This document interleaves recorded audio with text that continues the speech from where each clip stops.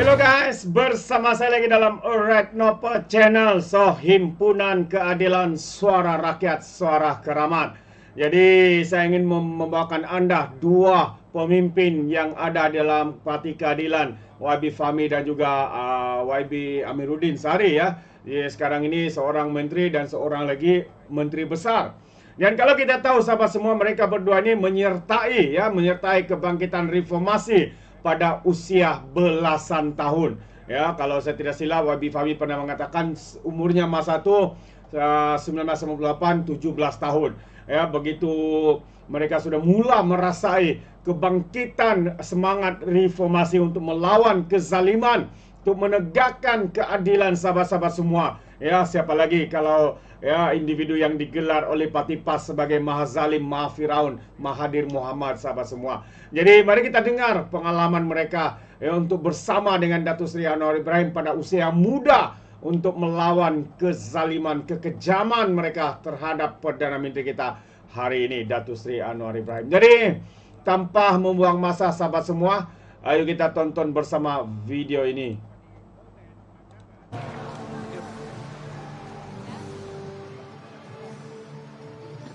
Kemarahan rakyat makin membara. Mereka menuntut jawapan, tetapi jawapan yang mereka cari tidak kunjung tiba.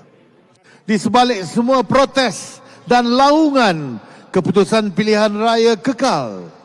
Kekecewaan menyelubungi ramai, tetapi harapan untuk masa depan yang lebih baik terus hidup. Blackout 505 mungkin menandakan kegelapan, tetapi di dalam kegelapan itu terpancar satu cahaya kecil yang penuh harapan. Harapan untuk demokrasi yang lebih matang. Harapan untuk keadilan yang sebenar. Assalamualaikum warahmatullahi wabarakatuh. Salam sejahtera, salam perpaduan, salam Malaysia Madani, salam reformasi. Apa khabar semua? Perjalanan gerakan masa rakyat yang mengalami ledakan pada tahun 1998 penuh getir, ranjau sepanjang jalan. 2004 kita tinggal satu kerusi di Pematang Pauh bagi keadilan.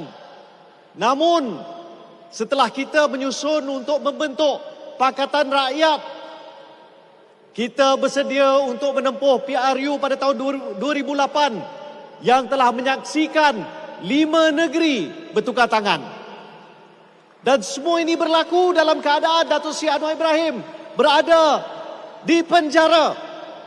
Menunjukkan bagaimana beliau masih boleh menyatukan walaupun batang tubuhnya tidak ada bersama kita pada waktu itu. Itulah realitinya. Bagaimana Datuk Seri Anwar Ibrahim sentiasa mengusahakan supaya kita mengumpulkan seluruh kekuatan, merangkul semua yang ingin berusaha dengan semangat yang satu menuju ke kemenangan. Namun seperti yang saya sebutkan tadi, kemenangan pada waktu itu cukup jauh dari kita. Walaupun kita berupaya memenangi 5 negeri pada waktu itu 2008, namun dengan pantas banyak yang berlaku. Kita saksikan bagaimana Perak tumbang dan Kedah juga. Akhirnya yang kita tinggal adalah 3. Dan apa yang kita usahakan selepas itu untuk bersiap sedia. Namun apakan daya, segala yang kita rancang seringkali menghadapi pelbagai dugaan. Antara yang paling perit, yang paling pedih, seingat kita Blackout 505. Tuan-tuan, puan-puan, ini semua adalah sebahagian daripada memori kita, sebahagian daripada sejarah kita. Memang tak boleh dinafikan antara mereka yang bersama kita pada satu ketika kini tidak lagi bersama kita. Dan realitinya juga, yang pernah kita lawan pada satu ketika hari ini menjadi teman. Inilah yang disebut there are no permanent friends or enemies, only permanent interest. Dan interest kita adalah keadilan untuk rakyat. Namun bak kata orang putih, it is darkest just before dawn. ranjau sepanjang jalan, dan pada ketika-ketika tertentu kita merasakan tak mampu untuk kita teruskan. Terima kasih.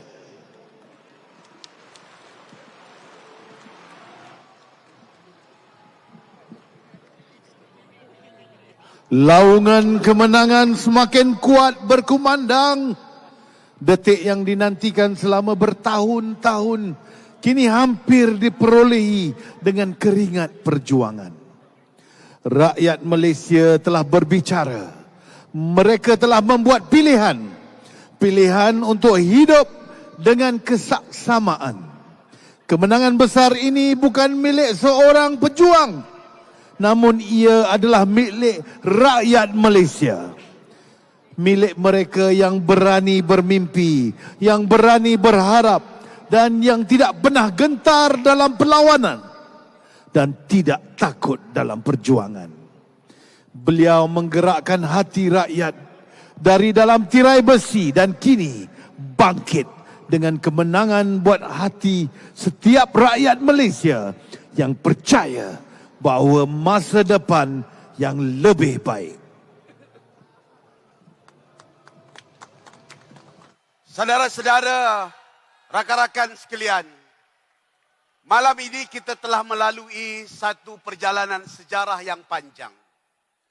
26 tahun bermula di jalan raya, tuan-tuan lihat, pemandu teksi, akademia, NGO dan semua bergerak menjadi sebuah parti, bertemu dalam pilihan raya, memperjuangkan hak-hak demokrasi, mengangkat ekonomi rakyat.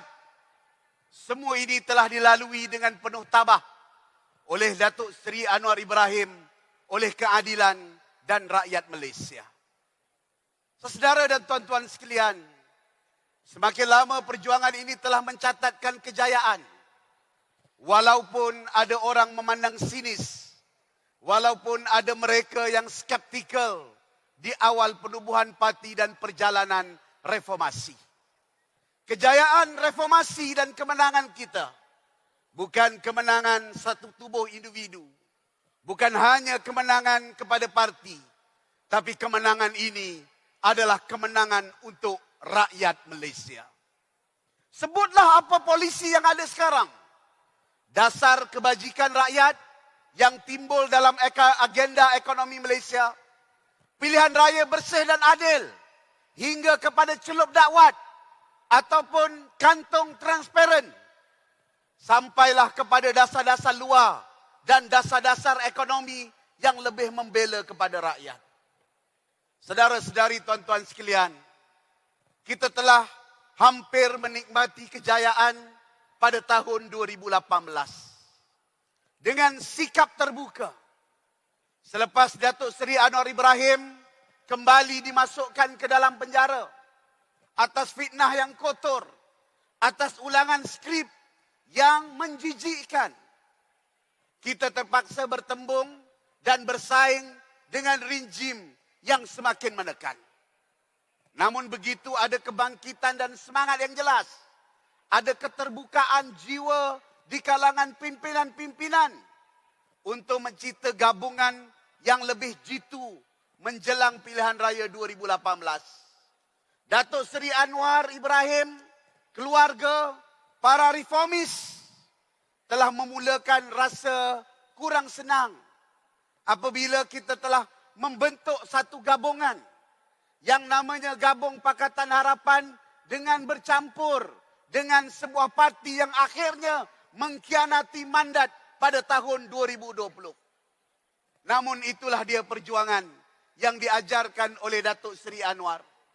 Berjiwa besar dan berfikiran terbuka.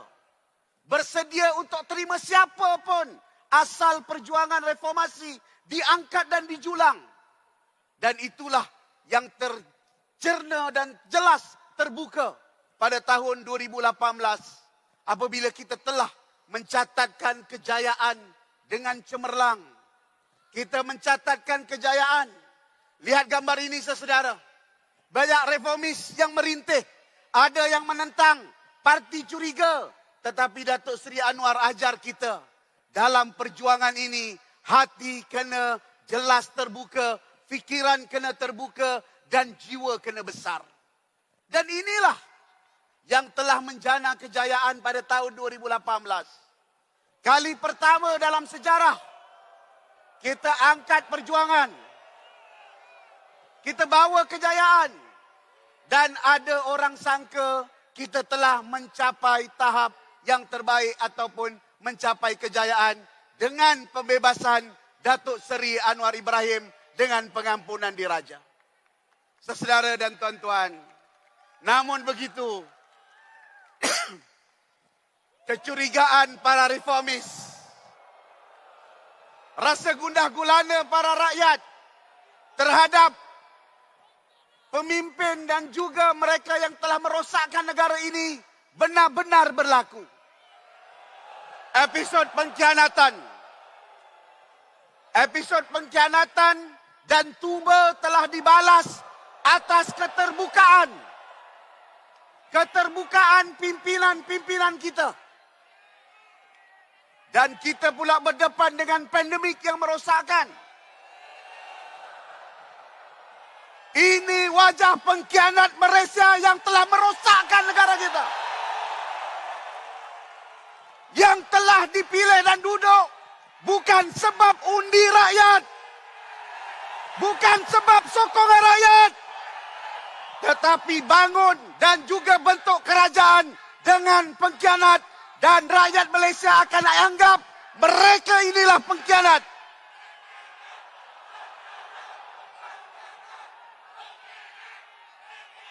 Saudara-saudara dan tuan-tuan sekalian, tapi sekali lagi saya nak beritahu apa cerita panjang kita tentang Anwar dan perjuangan ini.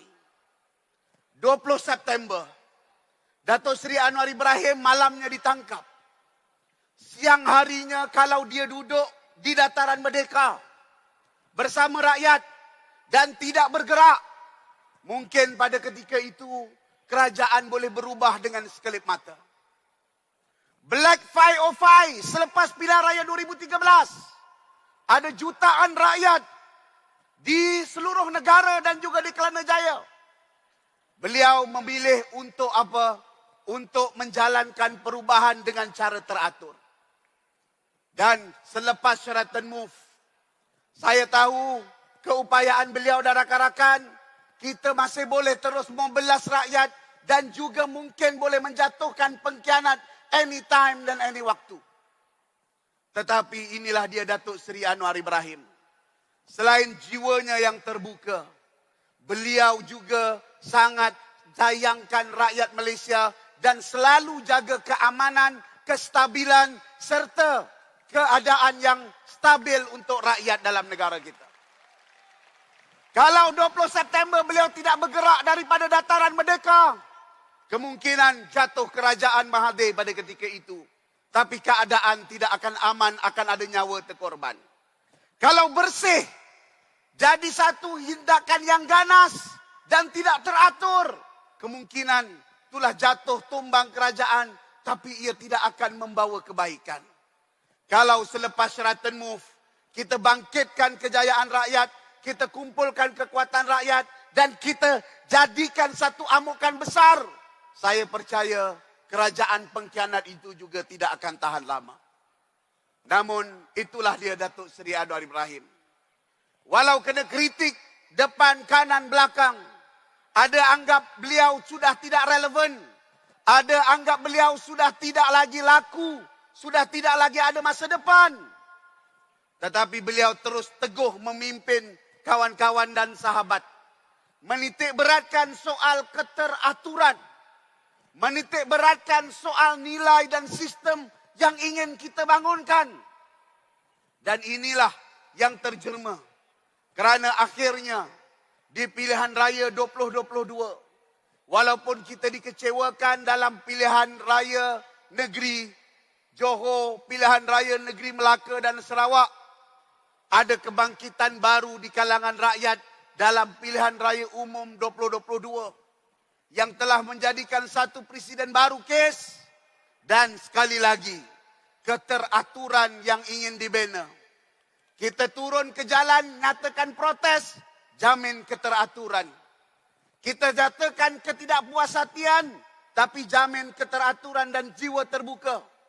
Dan kita telah membentuk satu kerajaan baru yang dikatakan kerajaan perpaduan. Kerajaan kali pertama dapat mandat 2/3 majoriti selepas tahun 2008.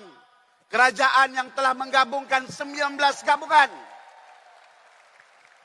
Dan kerajaan itu sekarang dipimpin oleh Yang Amat Berhormat Datuk Seri Anwar Ibrahim, Perdana Menteri Malaysia yang ke-10. Saudara, 26 tahun mengajar kita erti kesabaran. 26 tahun ajar kita erti kecekalan. 26 tahun ajar kita cara jiwa besar. 26 tahun ajar kita cara perjuangan. 26 tahun mengajar kita harus terus bergerak ke depan untuk menyelamatkan dan memastikan negara kita ini kembali menjadi sebuah negara yang bermaruah dan disegani sebagaimana yang dilakukan oleh Perdana Menteri sekarang. Justru di peringatan 26 tahun ini, marilah kita ingati reformasi bukan hanya laungan reformasi, bukan hanya kumpulan dan sorakan, bukan hanya kemenangan 1-2. Reformasi ini adalah untuk rakyat Malaysia dan masa depan kita. Reformasi! Reformasi! Reformasi!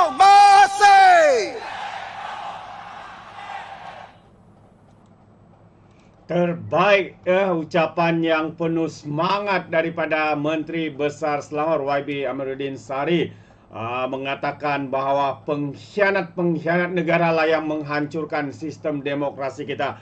Ya, apabila mereka mengkhianat demi kerana kuasa, demi kerana jawatan, mereka sanggup melakukan perkara-perkara terkutuk seperti itu, sahabat-sahabat semua. Jadi mujurlah dengan kebangkitan rakyat sekali lagi. Akhirnya kerajaan tebuk atap itu telah pun diganti dengan kerajaan perpaduan hari ini. Tahniah. Jadi inilah masanya untuk kita terus meneruskan legasi ini, sahabat semua, supaya pengkhianat-pengkhianat ini tidak akan kembali ke Putrajaya lagi. Itu pandangan saya. Bagaimana dengan anda, sahabat semua? Adakah anda seirama dengan saya? Anda boleh berikan komen ya di dalam ruangan komen. Jadi terima kasih. Izinkan saya untuk mengundurkan diri. Dan seperti biasa, peribahasa Melayu mengatakan, kapapun kangkap, 2 tahun keinginan. Dalam bahasa Melayunya, tepuk dada, tanya selera. Sekian saja daripada Alright Napa Channel. Saya kita berjumpa lagi. Bye-bye.